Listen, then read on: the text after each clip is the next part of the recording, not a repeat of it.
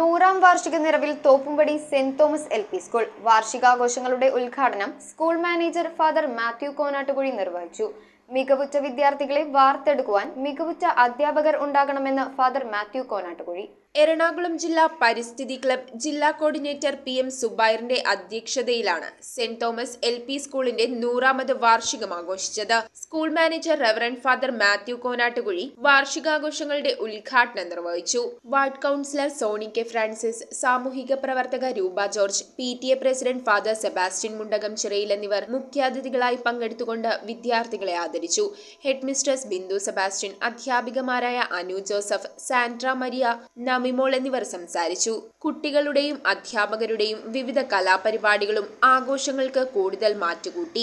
News bureau, Kochi. 300-ലധികം ഡിഷസുകളാണ് salt നിങ്ങൾക്ക് ഒരുക്കിയിരിക്കുന്നത്. അതിൽ നാടൻ മുതൽ ചൈനീസ്, അറബിക്, മലായി, സ്പാനിഷ് ഇതെല്ലാം നിങ്ങൾക്ക് കൊച്ചിക്കായലിന്റെ സൗന്ദര്യം ആസ്വദിച്ചിരുന്ന് കഴിക്കാം.